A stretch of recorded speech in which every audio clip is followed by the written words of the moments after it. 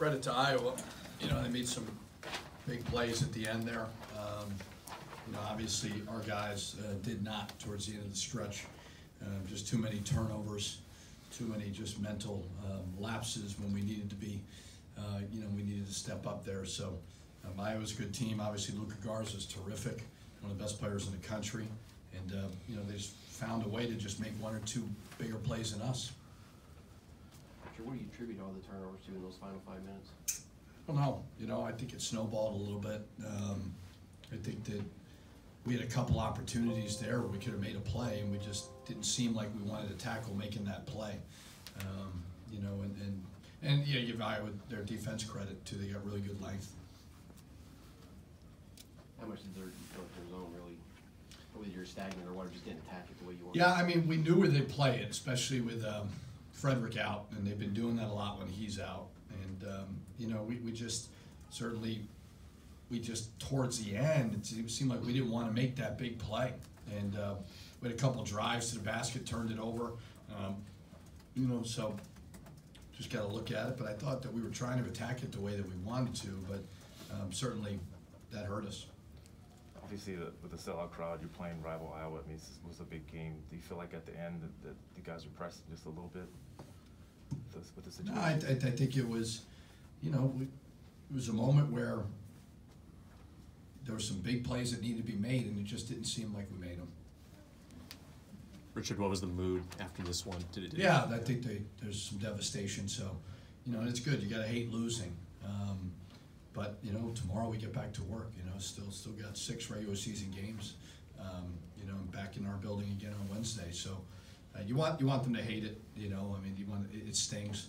I did think that we did some good things defensively. You know, but Iowa made you pay. Richard, in a close game like this, everything's going to get magnified, but you have 2 10-second violations, a free throw line violation. Yeah. Those little things. They add up. It just makes it hard. You know, we were not, like I said before, like we were on our heels. You know, and those 2 10-second violations. You know, the second one was close. The first one was for sure. But like we've got to attack that. You know, we talked a little bit about. Connor McCaffrey has a little bit of hitch in his free throw, or the free throw block out at the end, the guards had tipped it back. So yeah, all those things added up. Speaking of the good defensive effort, what did you see with Isaiah today, and do you think this is kind of a breakout game for him? Yeah, I mean, I thought he was, you know, he was a nice bright spot off the bench.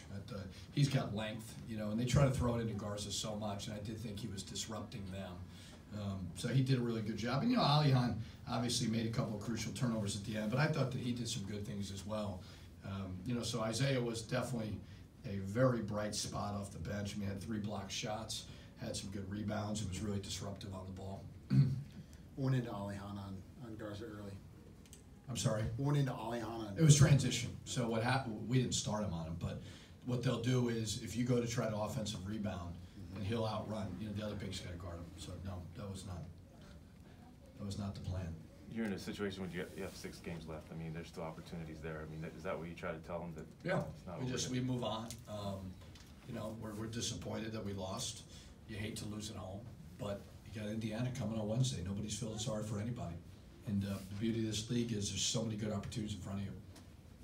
When you see a team like Iowa that, you know, obviously they lose, they're down a player, they have to have guys that don't normally step up, like Evelyn with the free throw. Garza's going to give you a shot. Yeah. He's so good. You know, it's just, he's so dominant. And obviously, we did a good job on Weiss Camp. But, you know, whenever you got Garza on the court, he's going to give you a chance. For us, it was the turnovers down the stretch killed us. A couple more for Coach. You, moving forward, you know, you go to the bench with Isaiah. He plays great defense.